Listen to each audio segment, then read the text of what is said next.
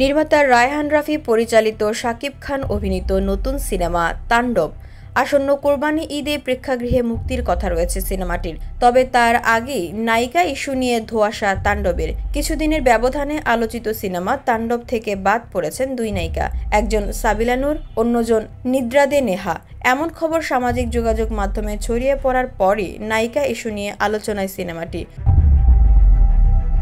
প্রথম থেকেই শোনা যাচ্ছিল এই সিনেমায় নায়িকা চরিত্রে অভিনয় করছেন ছোট পর্দার জনপ্রিয় মুখ সাবিলা নূর, কিন্তু হঠাৎই চলতি মাসে খবর আসে এই সিনেমায় থাকছেন না সাবিলা, যে কারণে ৮ এপ্রিল সিনেমাটির শুটিং হওয়ার কথা থাকলেও শেষ পর্যন্ত তা হয়নি। কি কারণে এই সিনেমায় সাবিলা থাকছেন না তা এখনো জানা যায়নি। এ প্রসঙ্গে সিনেমাটির পরিচালক রায়হান রাফি বলেন, আমরা তো সিনেমাতে কে নায়িকা হচ্ছেন সেটা বলিনি, যেহেতু কাউকে নিয়েছি বলিনি, কাউকে বাদ দিচ্ছি এমনও বলছি না।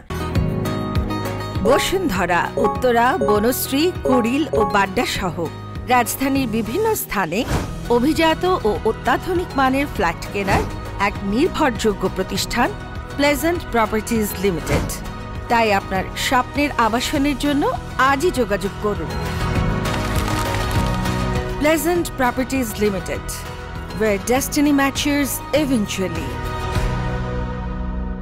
এদিকে এরই মধ্যে ছড়িয়ে পড়েছে আরেক খবর। একদিন শুটিং করার পর বাদ পড়েছেন এই সিনেমায় অভিনয় করার জন্য নির্বাচিত অভিনেত্রী নেহা। আধুনিক বাংলা হোটেল হাঁসের সালুন খ্যাত অভিনেত্রী নেহার অভিযোগ, তাণ্ডব টিমের অপেশাদার আচরণে সিনেমাটি থেকে বাদ পড়েছেন তিনি। সংবাদ মাধ্যমে তাণ্ডব সিনেমার শুটিং করার তথ্য দেয় ক্ষুব্ধ হয় সিনেমাটির প্রযোজনা টিম, তাই সিনেমাটিতে আর তাকে সংশ্লিষ্ট রাখছেন না।